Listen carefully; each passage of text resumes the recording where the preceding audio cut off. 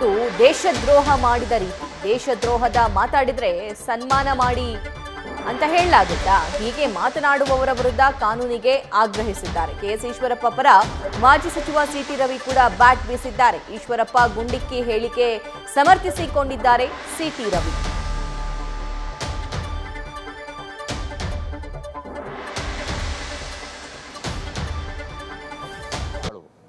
ಭಾಷೆಯ ಹೆಸರಿನಲ್ಲಿ ವಿಭಜಿಸು, ಪ್ರಾದೇಶಿಕತೆ ಹೆಸರಿನಲ್ಲಿ ವಿಭಜಿಸು, ಜಾತಿ ಹೆಸರಿನಲ್ಲಿ ವಿಭಜನೆ ಮಾಡು, ಅದೇ ತಾನೇ ಅವ್ರ ತಂತ್ರ.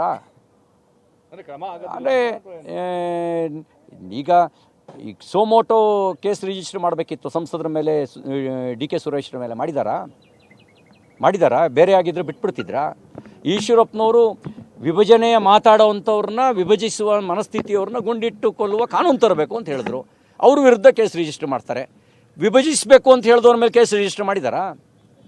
ಅವ್ರು ಹೇಳಿದ ಕಾನೂನು ತರಬೇಕು ಅಂತ ಹೇಳಿದ್ದಾರೆ. ಇದು ಫ್ರೀಡಮ್ ಆಫ್ ಸ್ಪೀಚ್ ಇದೆ, ಅವ್ರ ಡಿಮಾಂಡ್ ಅದು.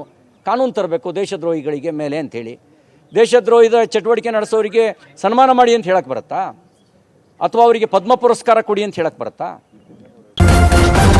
ನ್ಯೂಸ್ ಫಸ್ಟ್ ನಿರ್ಭೀತಿಯಿಂದ ನಿಮ್ಮ ಪರವಾಗಿ.